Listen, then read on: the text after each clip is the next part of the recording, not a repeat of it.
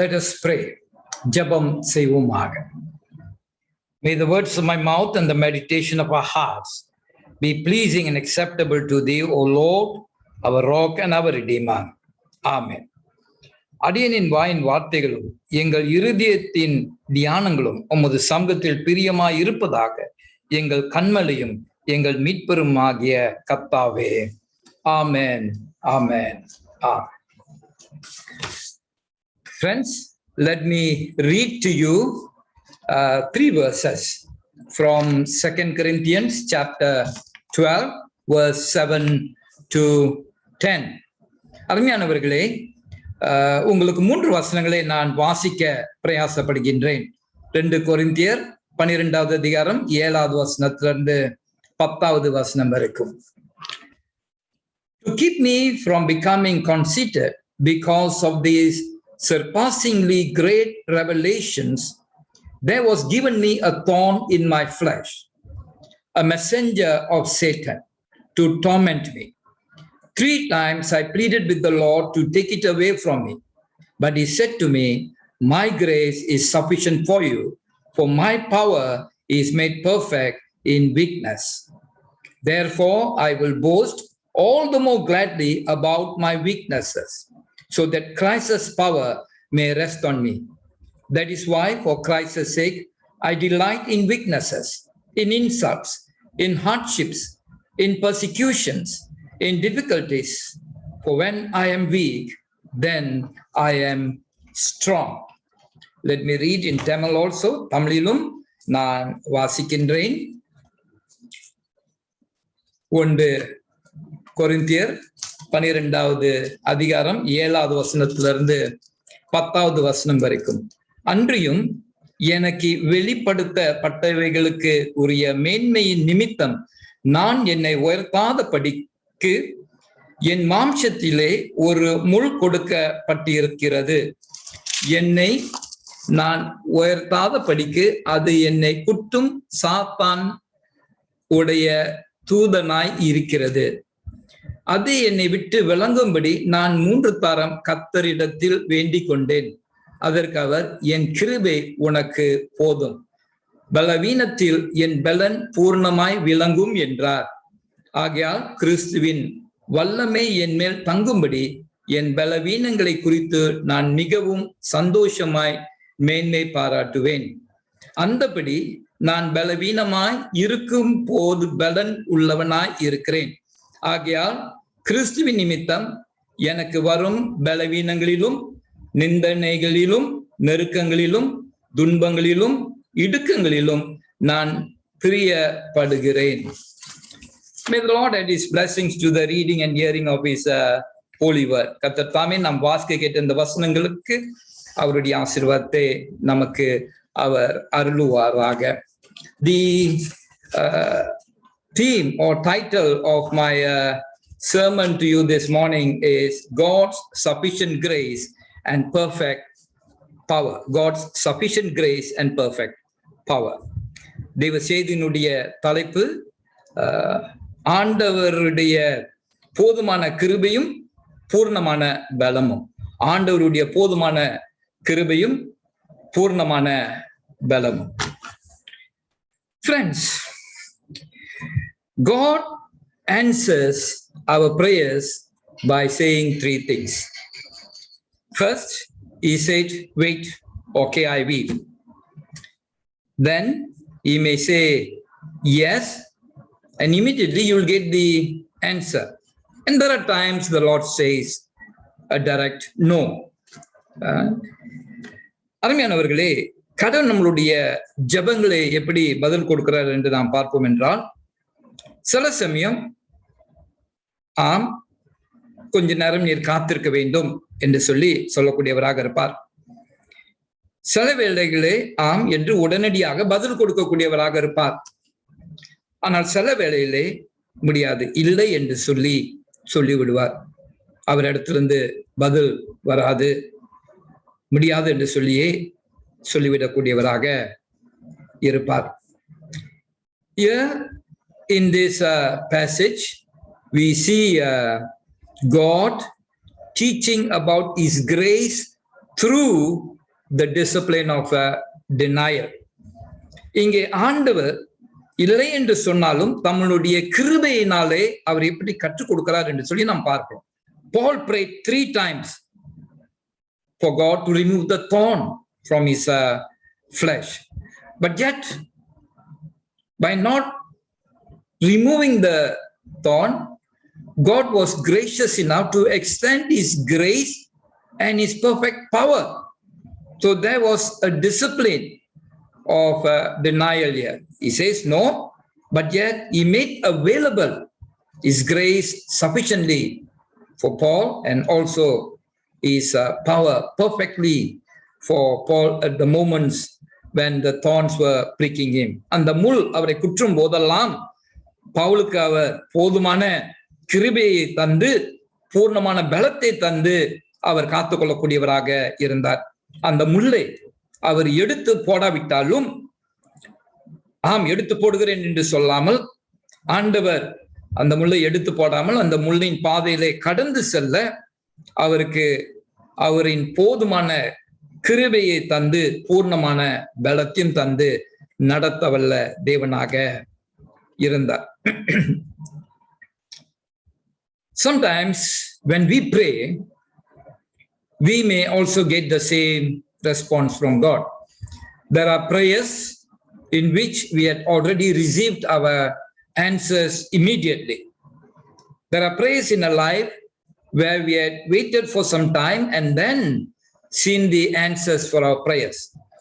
There are also prayers in our life which are not answered, but God's grace is sufficient for us and his power is perfectly manifested in our life or as seen as through in such a situation.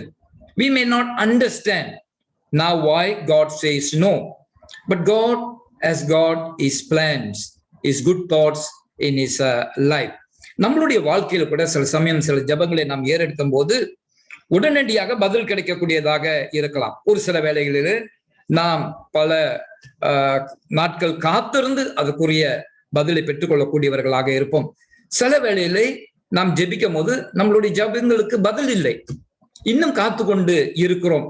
ஆனால் கடவுளுடைய கிருபை நமக்கு போதுமானதாகவும் அவருடைய வல்லமை நமக்கு பூர்ணமானதாகவும் இருக்கின்றது. நம்மளுடைய சூழ்நிலைகளை நம்மை நடத்தி வரக்கூடியதாக இருக்கின்றது.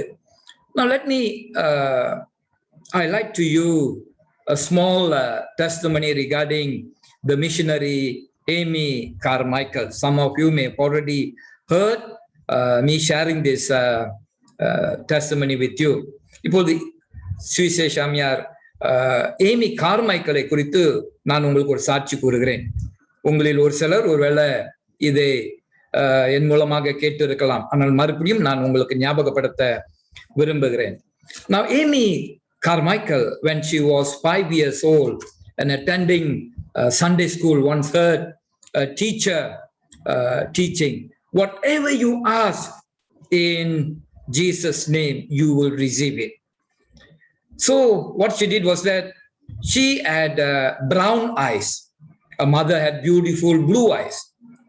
So she decided to pray before going to bed that night that God would grant her blue eyes. And in faith she prayed, "You are a prayer answering God. As I wake up tomorrow morning, I want to have blue eyes." She prayed and went to bed. But the next day when she got up, her eyes were still brown. And she was very much disappointed as to why a prayer was not answered. But 20 years later in her life, when she was about 25 years old, she went to India as a missionary. And she was ministering in terms of rescuing young girls from a certain place where they were misusing these young girls. So because of her brown eyes, she easily went through all the security checks that were there in that particular place, disguising herself as an Indian, and then was able to rescue those young girls who were kept captive for certain purposes. Then only she realized as to why God did not give her blue eyes when she prayed. Had God given her blue eyes, then she would not have been able to get through those security people to deliver these young girls.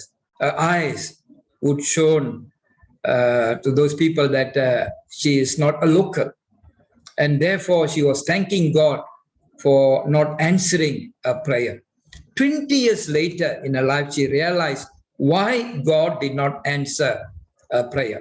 அருமையானவர்களே, இங்கே நாம் பார்க்கும்போது இந்த missionary அம்மையார் Amy Carmichael அவர்கள் 5 வயது சிறு பெண்ணாக இருக்கும்போது சண்டே ஸ்கூல்ல அவங்க டீச்சர் சொல்லி இருக்கிறாங்க, நீங்கள் இயேசு இடத்துல எதை கேட்டாலும் அதை அவர் உங்களுக்கு கொடுப்பார் என்று சொல்லி. சோ அன்று ராத்திரி அவர்கள் நித்திரை செல்வதற்கு முன்பதாக அவர்கள் ஜெபம் பண்ணினார்கள். ஆண்டவரே, எனக்கு பிரவுன் கண்கள் இருக்கிறது, அதனால எனக்கு நீல கண்களை, என்னுடைய தாயை போல அழகான கண்களை எனக்கு தாரும் என்று சொல்லி விசுவாசத்துடன் கேட்டு நித்திரைக்கு சென்றார்கள். அடுத்த நாள் காலையிலே அவர்கள் எழுந்திருக்கும் போது அவர்களுடைய கண்கள் இன்னும் பிரவுன் ஐஸாகத்தான் இருந்தது, நீல கண்களாக அது மாறவில்லை. அதிக ஏமாற்றம் அடைந்த மகளாக அவர்கள் காணப்பட்டார்கள். ஆனா 20 வருடங்களுக்கு அப்புறம் அவர்கள் இந்தியா தேசத்திற்கு ஒரு மிஷனரியாக போனார்கள். அவர்களுடைய மிஷனரி சேவையிலே ஒரு இடத்தில் கட்டுப்பாட்டுக்குள் வைக்கப்பட்டிருக்க சில இள வயது பெண்களை அவர்கள் மீட்டெடுக்க வேண்டியதாக இருந்தது. தப்பான உபயோகத்திற்கு அந்த பெண்களை அவர்கள் பிடித்து வைத்திருந்தார்கள், சிறு வயது பெண்களை, வாலிப பெண்களை. சோ அந்த வாலிப பெண்களை விடுதலை ஆக்கும்படியாக இவர்கள் ஒரு இந்தியனை போலவே தங்களை உடுத்தி கொண்டும் அந்த செக்யூரிட்டி செக் காவல்காரர்கள் எல்லாம் தாண்டி அங்கே சென்று அந்த வாலிப பெண்களை விடுதலையாக்கி கொண்டு வரக்கூடியவர்களாக இருந்தார்கள். அப்போது தான் அவர்களுக்கு விளங்கியது, ஏன் கடவுள் இவர்களுக்கு நீல கண்களை கொடுக்கவில்லை என்று சொல்லி. அப்படி நீல கண்கள் அவர்களுக்கு கடவுள் கொடுத்திருப்பார்கள் என்றால் அது அவர்களை காட்டி கொடுத்திருக்கும், இவர்கள் ஒரு இந்தியர் அல்ல என்று சொல்லி காட்டி கொடுத்திருக்கும். அவர்கள் உள்ளே சென்று இந்த பணியை செய்ய முடியாதவர்களாக இருந்திருப்பார்கள். 20 வருடத்திற்கு அப்புறம் அவர்களுக்கு புரிந்து கொள்கிறது, ஏன் ஆண்டவர் அவர்களுடைய ஜெபத்திற்கு பதில் கொடுக்கவில்லை என்று சொல்லி புரிந்து கொண்டார்கள். நாமும் அதே போலத்தான், நாம் இருக்கிற நிலையிலே நாம் ஜெபிக்கும் போது ஏன் நமக்கு பதில் கிடைக்கவில்லை என்று சொல்லி சில வேளைகளிலே நம்மால் புரிந்து கொள்ள முடியாது. ஆனா சில நாட்களுக்கு அப்புறம் அல்லது சில சூழ்நிலைகளின் நிமித்தம் பிற்பாட்டு நாம் அதை புரிந்து கொள்ளக்கூடியவர்களாக இருப்போம். Similarly, we too are in the same situation. The moment we pray, we may not receive the answer and we will not be able to understand God's reasoning. But as time goes on in our life and as days, months and years pass by, in certain situation, when certain things happen in our life, then we will realize as to why God has not answered those prayers. Now, the Apostle Paul was a great missionary and he was doing a lot of mission work. The moment from his conversion onwards, he was already fully engaged in the propagation of the gospel. He who went about persecuting the Christians, when God touched him, there was a complete transformation in his life. And therefore, we see him excitedly, joyfully going forth, proclaiming the gospel and evangelizing and winning people for Christ. But though he was such an important and great apostle, he had a thorn in his flesh. There's a problem, there's a promise he received, and there's a praise that he gives at the end. You can remember the problem, the promise, and the praise that he rendered in his life due to God's grace and power that was made perfect in his life. அருமையானவர்களே, பரிசுத்த பவுலானவரை நாம் பார்க்கும்போது ஒரு பிரதான அப்போஸ்தலராக அவர் காணப்பட்டார். அவர் மனமாற்றம் அடைந்த உடனே, இயேசு கிறிஸ்துவை சொந்த இரட்சகராக ஏற்றுக்கொண்ட உடனே ஒரு முழுவதுமான திருப்பம், மாற்றம், மாறுதல் அவருடைய வாழ்க்கையிலே ஏற்பட்டது. கிறிஸ்தவர்களை துன்பப்படுத்த சென்ற அவர் இப்பொழுது சுவிசேஷத்தை பிரபல்யம் செய்கிறவராக அவர் மாறிவிட்டார். இயேசு கிறிஸ்துவை குறித்து அவர் நற்செய்தியை பகிர்ந்து கொள்ளக்கூடியவராக அவர் சென்றார். மும்முரமாக அவர் சுவிசேஷ பணியை செய்து அநேகரை இயேசுவுக்காக அவர் ஆதாயப்படுத்தி கொண்டார் என்று சொல்லிட்டு நம் வேதத்துல வாசிக்கும். ஒரு பெரிய அப்போஸ்தலராக பவுலானவர் இருக்கின்றார். ஆன போதிலும் தன்னுடைய வாழ்க்கையிலே ஒரு முள் கொடுக்கப்பட்டிருந்தது. அந்த முள்ளினாலே அவர் பாதிக்கப்பட்டவராக இருந்தார். ஆனால் இந்த பாகத்தை நாம் வாசிக்கும் போது இதுல உள்ள பிரச்சனை என்ன, இதுல ஆண்டவர் அவர் கொடுக்கும் வாக்குத்தத்தம் என்ன, அவர் இறுதியில தேவனை எப்படி அந்த சூழ்நிலையில துதிக்கக்கூடியவராக இருந்தார், சாட்சி இருக்கக்கூடியவராக இருந்தார் என்று சொல்லிட்டு நாம் காணக்கூடியவர்களாக இருக்கின்றோம்.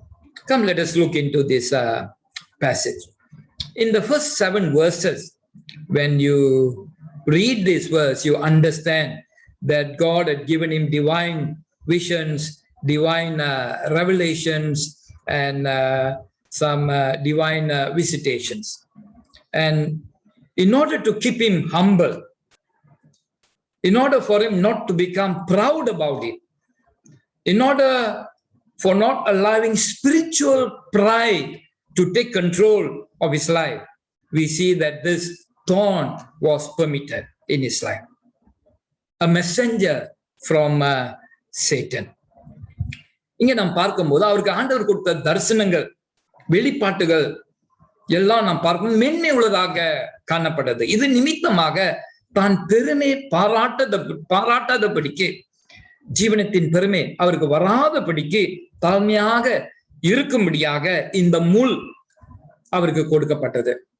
சாத்தானின் தூதாக அவருக்கு இந்த முள் கொடுக்கப்பட்டது என்று சொல்லி நம்ம காணக்கூடியவர்களாக இருக்கிறோம். The problem was a pressure that he had to endure due to the thorn in his flesh. A very distracting, unhelpful, painful situation in his life. Though being an apostle, he also experienced that God did not answer his prayers to remove the thorn. But God said, my grace is sufficient for you. My power will be made perfect in your weaknesses. So we see Paul discovering God's promises in his life amid such a painful situation. The Lord's gracious promise of his sufficient grace and perfect power was given to Paul. That was God's provision for him amidst his pain and his suffering. இங்கே நாம் இந்த 7 வசனங்களை வாசிக்கும் போது தான் தாழ்ந்திருக்கும்படியாக பெருமை பாராட்டபடிக்கு இந்த முள் கொடுக்கப்பட்டது என்று நம்ம பார்க்கின்றோம். இந்த சூழ்நிலையில, இந்த வேதனை, தன்னுடைய ஜெபம் கேட்கப்படாத நிலையிலே, ஆனாலும் ஒரு வாக்குத்தத்தம் இருந்தது. அந்த வாக்குத்தத்தம் தேவனுடைய கிருபையின் நாம் பார்க்கின்றோம். அவருக்கு போதுமான கிருபை அளிக்கப்பட்டிருந்தது. பூர்ணமான பலவீனத்துல பெரும்படியான பாக்கியத்தை ஆண்டவர் வாக்குத்தத்தமாக கொடுக்கிறதையும் இங்கே நாம் வாசிக்க கூடியவர்களாக இருக்கணும். அது அவருக்கு கொடுக்கப்பட்ட வாக்குத்தத்தம். ஜெபம், அந்த முள் எடுக்கும்படியாக ஏறெடுக்கப்பட்ட ஜெபம் பதில் இல்லை. ஆனாலும் இந்த வேதனையின் சூழ்நிலையில அவர் தொடர்ந்து செயல்பட, ஆண்டவருக்கு சாட்சியாக இருக்க, தாழ்ந்து இருக்க, பெருமை பாராட்டபடிக்கு ஆண்டவர் வாக்குத்தத்தத்தை கொடுத்து கிருபையினாலே அவர் முடிசூட்டக்கூடியவராக இருக்கிறார். என்னுடைய கிருபை உனக்கு போதும், என்னுடைய பலன் உனக்கு பூரணமாய் இருக்கும் என்று ஆண்டவர் கொடுக்கிறது நம்ம. அது நிமித்தம் பவுலுடைய வாழ்க்கையில இறுதி நம்ம பார்க்கிறோம். அந்த சூழ்நிலையில அவருடைய பலவீனத்தை குறித்து அவர் தேவனை துதிக்கக்கூடியவராக இருந்தார், பெருமை பாராட்டக்கூடியவராக இருந்தார். Because of this we also see at the end that he was able to praise God in his weaknesses because of God's sufficient grace and his perfect power. ஆண்டவருடைய போதுமான கிருபையினால, இன்னும் அவருடைய பூர்ணமான பலத்தினால அவர் இந்த பலவீனமான சூழ்நிலையில கூட அவர் தேவனை போற்றி துதிக்கக்கூடியவராக இருந்தார் என்று நாம பார்ப்போம். So we see a problem there in the first 7 verses, and then the promise given to him, verse 8 to verse 9a, and then also the praises he rendered, verse 9b to verse 10. We have been maybe asking God to remove some pressure, some problem, some thorn away from our life, asking God to maybe perhaps change the circumstances in our life. Friends, perhaps the Lord wants it there to teach us a lesson. With abiding pressures comes abundant provisions of God. His grace will be sufficient for you, and his power will be made perfect in your weaknesses. நம்மளுடைய சூழ்நிலைகளில் கூட நாம் ஒருவேளை தேவனிடத்திலிருந்து இந்த பிரச்சனையை எடுத்து போடும்படியாக நாம் கேட்கலாம், இந்த வேதனையை நீக்கும்படியாக நம்ம கேட்கலாம், நம்மளுடைய சூழ்நிலைகளை மாற்றி போடும்படியாக நாம் கேட்கலாம். ஆனா அந்த சூழ்நிலையில, அந்த வேதனையின் மத்தியில ஆண்டவர் அவருடைய கிருபை நமக்கு போதுமானதாக இருக்குது என்று சொல்லி அவர் கற்றுக் கொடுக்கக்கூடியவராக இருக்கிறார். அவருடைய பலன் நமக்கு பூர்ணமானதாக இருக்கிறது என்று சொல்லி ஆண்டவர் நமக்கு கற்றுக் கொடுத்து நம்மை வெற்றிகரமாக நடத்த வல்லவராக இருக்கிறார். Some of the loveliest flowers are inseparable from thorns. That is also true in the nature of human experience. As Paul talks about the thorn, I am also reminded we have 2 trees at Holy Trinity Church, Batu Gajah, along the fencing by the side of the cemetery. 2 trees in each corners. This tree has got beautiful flowers, but full of thorns. Even underneath the leaves, there are thorns, but beautiful flowers. Our lives sometimes, like the Apostle Paul, can be beautiful and powerful, but with thorns pricking us sometimes, so that we will remain humble, not to float up there high, but to remain humble, having our 2 feet here on earth. And last week, while doing some weeding and pruning, I had to trim the rose plant that I have in my garden. And while trimming the rose plant, the thorn pricked my hand, my fingers. It was painful. But beyond the pain, the beauty, the fragrance of the flowers were much more and higher than the pain that I had endured. I enjoyed the fragrance of the rose flower and also the beauty of it. So this pain was suppressed. Like that, friends, we will appreciate going through such pain and suffering, the lessons that God will teach in our life. அருமையானவர்களே, சில சமயம் நம்ம பார்க்கும்போது அழகான பூக்களின் மத்தியில நிறைய முள்ளுகள் இருக்கும். ஹோலி ட்ரினிட்டி சர்ச்ல கலர தோட்ட ஓரமா இருக்கிற ஃபென்சிங்ல 2 மரங்கள் இருக்கிறது. அழகாக பூக்கக்கூடிய மரங்களாக இருக்கிறது. ஆனா அந்த மரம் முள் நிறைந்ததாக இருக்கிறது. அந்த இலைக்கு கீழ் கூட முள்ளுகள் இருக்கக்கூடியதாக இருக்கின்றது. ஆனா அழகான மலர்களை அந்த மரங்கள் கொடுக்கக்கூடியதாக இருக்கின்றது. போன வாரம் என்னுடைய வீட்டுல நான் கொஞ்சம் என்னுடைய தோட்டத்திலே சுத்தம் செய்து கொண்டு இருக்கும்போது செடிகள் எல்லாம் கொஞ்சம் ப்ரூனிங் செய்து கொண்டு இருந்தேன். அப்ப இந்த ரோஸ் செடி இருந்தது. அந்த ரோஸ் செடியும் நான் கொஞ்சம் ட்ரிம் பண்ணேன். அப்ப அதனுடைய முள் என்னுடைய விரலை குத்தி விட்டது. கொஞ்சம் வேதனையாகத்தான் இருந்தது. ஆனாலும் அந்த ரோஜா பூனுடைய வாசமும் அதனுடைய அழகும் இந்த வேதனையை மறக்க செய்தது. ஒரு அழகான ரோஜா பூக்கு அங்க முள் இருக்க தொடும்போது அது நம்மை குத்தக்கூடியதாக இருக்கிறது. அப்படிதான் நம்மளுடைய வாழ்க்கையில கூட நாம் சில வேளைகளிலே முள்கள் நிறைந்த சூழ்நிலைகள் இருக்கலாம். ஆனால் தேவன் நம்மளுடைய வாழ்க்கையில நிறைவேற்ற இருக்கிற நோக்கத்தை நாம் பார்க்கும்போது அது அதிக மேன்மை உள்ளதாக இருக்கிறது. இந்த வேதனைகள்லாம் அப்போது நாம் பின்திரும்பி பார்க்கும்போது அற்பமாக இருக்கலாம். அருமையானவர்களே, ஆண்டவர் நம்மளுடைய வாழ்க்கையில் அநேக நல்ல திட்டங்கள், நல்ல சிந்தனைகளை வைத்திருக்கிறார். அவருடைய கிருபையை போதுமானதாக நமக்கு தந்து அவருடைய பலனும் நமக்கு பூர்ணமாக இருக்க அவர் வாக்குத்தத்தத்தை பவுலுக்கு கொடுத்தது போல நமக்கும் கொடுக்கக்கூடியவராக இருக்கிறார். The occasion of the thorn in Paul's life came following the great visions and exaltations that he had. As I've already mentioned to you, the first 7 verses, you can see the great visions that he had. And the nature of the thorn, it was in his flesh, pricking him, causing pain to him. The source of the thorn was allowed by God, yet it is a messenger of Satan. God permits it, but it is a messenger of Satan. We can understand it when we compare it with the life of Job, the challenge between God and Satan.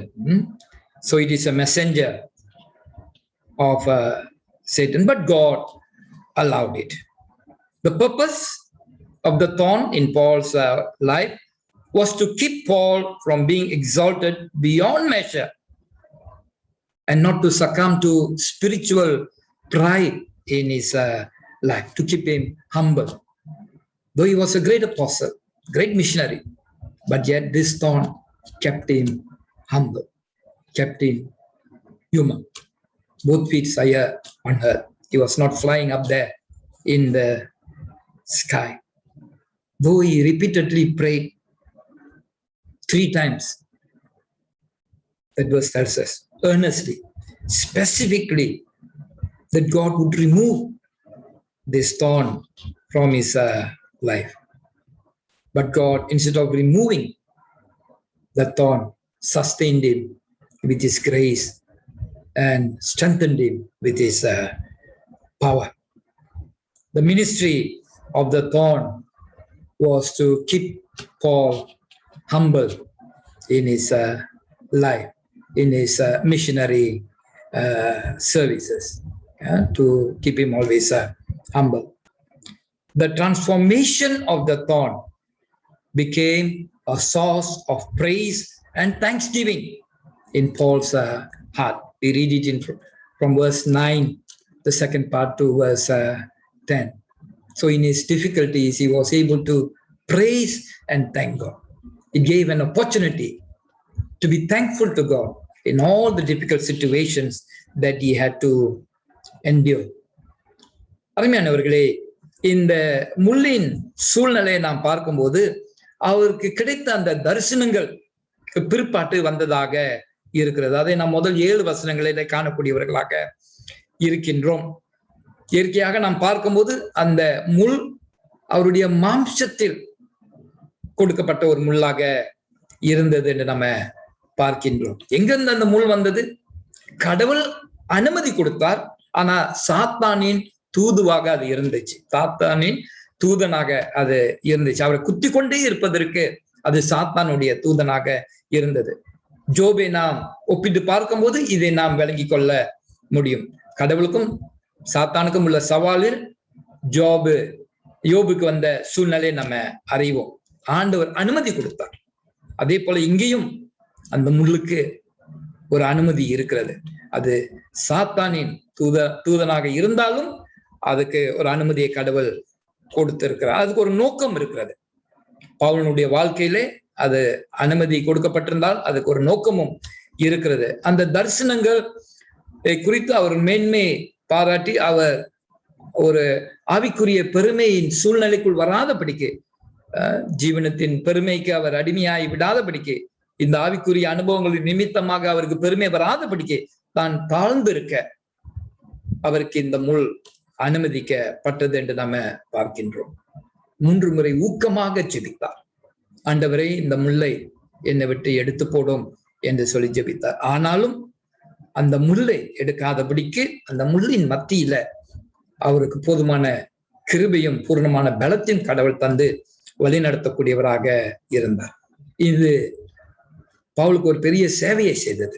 தன்னுடைய ஊழிய பாதையிலே தாழ்ந்திருக்க, கடவுளை சார்ந்திருக்க, வாக்கு தத்தத்தை பற்றி கொள்ள அது பிரயோஜனம் உள்ளதாக இருந்தது என்று நாம பார்ப்போம். ஒரு பெரிய மாறுதலை பவுலின் வாழ்க்கையிலே அது கொண்டு வந்தது.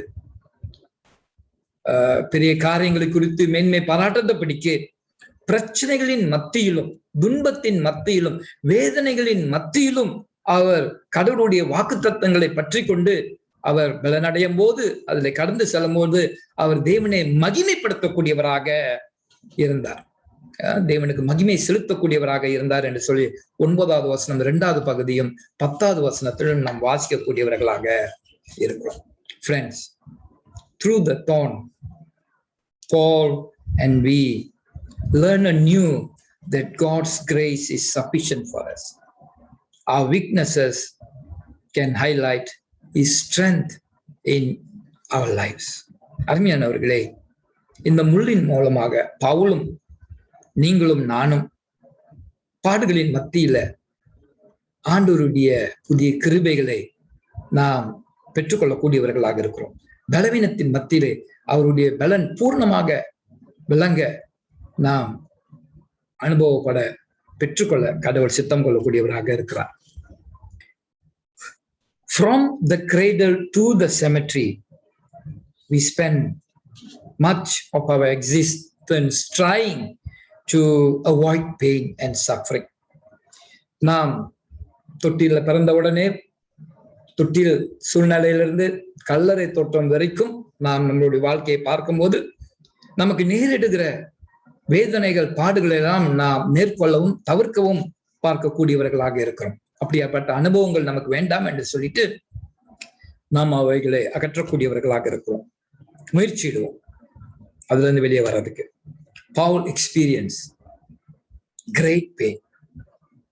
Paul recognized that Satan uses pain to hurt and to hinder, to stop us from progressing in our Christian life. Paul பெரிய வேதனையும் பாடும் தன்னுடைய வாழ்க்கையில் அனுபவித்தார். அதே வேளையில் அவர் புரிந்து கொண்டார், பிசாசானவன் இப்படிப்பட்ட வேதனைகளையும் பாடுகளையும் உபயோகித்து நாம் நம்மளுடைய வாழ்க்கையில முன்னேறாதபடிக்கு, முன்னேற்றம் அடையாதபடிக்கு தடுக்க அவன் சித்தம் கொண்டவனாக இருக்கிறான். Paul also perceived that God used his pain for good.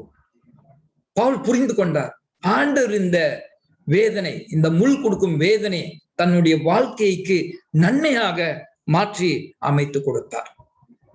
Paul prayed for removal of the thorn. முள்ளை எடுத்து போடும்படியாக ஜெபித்தார். Paul managed his pain by using God's resources of his sufficient grace and perfect power. இந்த முள்ளை எடுத்து போட அவர் ஜெபித்தார். ஆனாலும் இந்த வேதனையை எப்படி சமாளித்தார் என்றால், ஆண்டவருடைய கிருபையின் மூலமாகவும் பலத்தின் மூலமாகவும் அவர் சமாளித்தார், மேற்கொண்டார், ஜெயம் கொண்டார், கடந்து சென்றார் என்று சொல்லிட்டு நாம் வேதத்துல வாசித்து புரிந்து கொள்ளக்கூடியவர்களாக இருக்கிறோம்.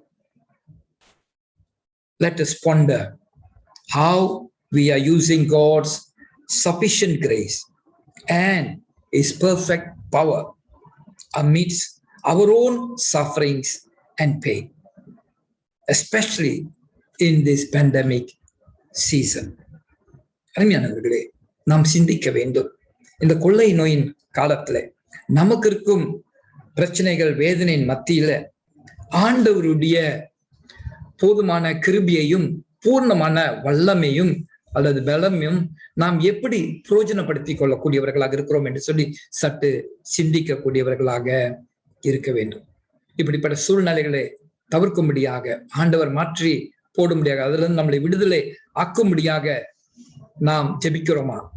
அவருடைய கிருபை நமக்கு போதுமானதாக இருக்கிற அவருடைய கிருபையும் அவருடைய வல்லமையும் நாம் சார்ந்திருந்து கடந்து செல்லக்கூடியவர்களாக இருக்கிறோமா? What are our pains and sufferings today? இன்றைக்கு நம்மளுடைய வேதனைகள் பாடுகள் என்ன? And how is God's grace sufficient for us and his power made perfect in our life? ஆண்டவருடைய கிருபை நமக்கு எப்படி போதுமானதாக இருக்கிறது, அவருடைய பலமும் நமக்கு எப்படி பூர்ணமானதாக இருக்கிறது என்று சொல்லி நாம் ஆராய்ந்து பார்ப்போமாக. Let us examine ourselves. May God bless his word to us this morning so that we can again remind ourselves God's sufficient grace and perfect power is promised to us in all circumstances of our lives, especially amidst pain and suffering. நம்மை மறுபடியும் நம்ம ஆராய்ந்து பார்த்து நம்மளுடைய வேதனை பிரச்சனையினுடைய சூழ்நிலையில கடவுளுடைய கிருபை எந்த அளவுக்கு நமக்கு போதுமானதாக இருக்கின்றது, அவருடைய பலமும் எப்படி நம்மளுடைய பலவீனங்களில் பூர்ணமாக கூடியதாக இருக்கிறது என்று சொல்லி நம்ம ஆராய்ந்து பார்ப்போமாக. ஜெபம் செய்வோமாக. Let us pray. Most loving, gracious Heavenly Father, we thank you that through the passage that you gave us this morning, we are able to learn not to pray asking for the circumstances that are very difficult and that are very painful in our life to be removed, but to rely on the promise of your sufficient grace and perfect power to sustain us, and at the end to glorify your name because you have seen us through all that painful and suffering situations, to praise you and to witness for you. ஆண்டவரே, இன்றைக்கு நீர் கொடுத்த இந்த வேத பகுதிக்காக நன்றி செலுத்துகின்றோம். இதன் மூலமாக எங்களுடைய கஷ்டமான சூழ்நிலைகள் அகன்று போகும்படியாக மற்றும் நாம் ஜெபிக்காதபடிக்கு நீர் கொடுத்திருக்கும் வாக்கு தத்தங்களை நாம் விசுவாசித்து நாங்கள் உம்முடைய கிருபையை, உம்முடைய வல்லமையை எங்களுடைய வாழ்க்கையிலே நாங்கள் ருசித்து பார்த்து உம்முடைய நாமத்தை மகிமைப்படுத்த சாட்சியிட இந்த சூழ்நிலையில ஆண்டவர் என்னை எப்படி வழிநடத்தி வந்தார் என்று சொல்லி நாங்கள் உண்மை மகிமைப்படுத்த தேவன் கிருபை செய்துள்ளபடியாக வேண்டுகிறோம் சுவாமி.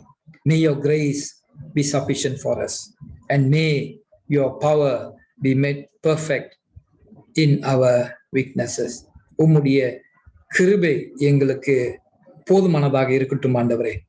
உம்முடைய பலமும் எங்களுடைய வாழ்க்கையில பலவீனங்கள் மத்தியில் பூர்ணமாகும்படியாக நாங்கள் ஜெபிக்கின்றோம். May these words be seeds sown on good soil, bearing fruits in our lives. Help us, O God, not only to be hearers of your word, but doers of your word. ஆண்டவரே, உம்முடைய வார்த்தைகளை கேட்டு நாங்கள் நல்ல நிலத்தில் விதைக்கப்பட்ட விதைகளாக கேட்டுக்கொண்டு கனி கொடுக்க கிருபையாலும் சுவாமி. கேட்கிறவர்களாக மட்டுமல்ல, அதன்படி கீழ்ப்படைந்து ஜீவிக்கிறவர்களாக இருக்க எங்களை நடத்தும். இயேசுவின் மூலம் ஜெபங்களும் பிதாவே, ஆமென். The blessing. May the blessing of God Almighty, the Father, the Son, and the Holy Spirit bless, preserve, and keep you and your loved ones, and the church and its ministry now and forevermore. Amen. Amen. எல்லா புத்திக்கும் மேலான தெய்வ சமாதானம் உங்களோட இருந்து உங்களையும் உங்கள் அன்பானவர்களையும் திருச்சபையும் அதன் ஊழியத்தையும் ஆசீர்வதித்து பாதுகாத்து வழி நடத்துவாராக. பிதா, குமாரன், பரிசுத்தாவின் நாமத்தினாலே ஆமென். ஆமென். Praise the Lord, O my soul. All my inmost being, praise his holy name. Praise the Lord, O my soul, and forget not all his benefits. என் ஆத்மாவை கர்த்தரை ஸ்தோத்திரி, என் முழு உலகமே அவருடைய பரிசுத்த நாமத்தை ஸ்தோத்திரி. என் ஆத்மாவை கர்த்தரை ஸ்தோத்திரி, அவர் செய்த சகல உபகாரங்களையும் மறவாதே. Amen. Friends, thank you for joining us in this online service. I pray that God would continue to bless and protect you. Being the first Sunday in July, I hope you'll be able to help the church and its ministry with your tithes and offerings as well. If you have got the online banking facilities, you can do your direct transfers. If you do not have, you may pass it to the church treasurer. I do pray that God will meet all your needs, sustain you, and protect you and your loved ones during this pandemic season. Do continue to uphold the church and its ministry in your prayers as well. Stay home, stay safe, and pray always. Follow the SOPs, for prevention is better than cure. God bless you. அருமையானவர்களே, கிறிஸ்துவின் நாமத்தினாலே உங்கள் அனைவரையும் மறுபடியும் நான் அன்புடன் வாழ்த்துகிறேன். இந்த ஆராதனையை நீங்கள் கலந்து கொண்டதற்காக நன்றியை தெரிவித்துக் கொள்கின்றேன். முதல் ஞாயிறாக இருக்கின்றது. உங்களுடைய தஸ்ம பாகங்கள் காணிக்கையின் மூலமாக நீங்கள் திருச்சபையை தாங்கும்படியாக கேட்டுக்கொள்கின்றேன். அதே வேளையிலே உங்களுக்காகவும் உங்களுடைய குடும்பத்திற்காகவும் உங்களுடைய தேவைகளுக்காகவும் நான் ஜெபம் பண்ணக்கூடியவனாக இருக்கின்றேன். ஆன்லைன் பேங்கிங் ஃபெசிலிட்டிஸ் உள்ளவர்கள் நீங்கள் தயவு செய்து ஆன்லைன் டிரான்ஸ்ஃபர் செய்யும்படியாக கேட்டுக்கொள்கின்றேன். முடியாத இல்லாதவர்கள் நீங்கள் சர்ச் ட்ரெஷரர் இடத்துல உங்களுடைய தஸ்ம பாகங்களையும் காணிக்கைகளையும் கொடுத்து சபையை தாங்கும்படியாக கேட்டுக்கொள்கின்றேன். சபைக்காகவும் சபையினுடைய ஊழியத்திற்காக நீங்கள் தொடர்ந்து ஜெபிக்கும்படியாகவும் கேட்டுக்கொள்கின்றேன். வீட்டிலே இருங்கள், எப்போதும் பாதுகாப்பாக உங்களை காத்துக்கொள்ளுங்கள், ஜெபம் பண்ணுகிறவர்களாக இருங்கள். அரசாங்கம் கொடுத்திருக்கும் SOPயை எல்லாம் கவனமாக பின்பற்றக்கூடியவர்களாக நாம் இருக்க வேண்டும். கர்த்தர் தாமே உங்கள் அனைவரையும் ஆசீர்வதிப்பாராக. The Lord be with you. Let us go in peace to love and serve the Lord. கர்த்தர் உங்களோடு கூட இருப்பாராக. சமாதானத்துடன் சென்று அன்புடனே ஆண்டவரை நாம் சேவிப்போமாக. கிறிஸ்துவின் நாமத்தினாலே ஆமென். In the name of Christ our Lord. Amen. God bless you.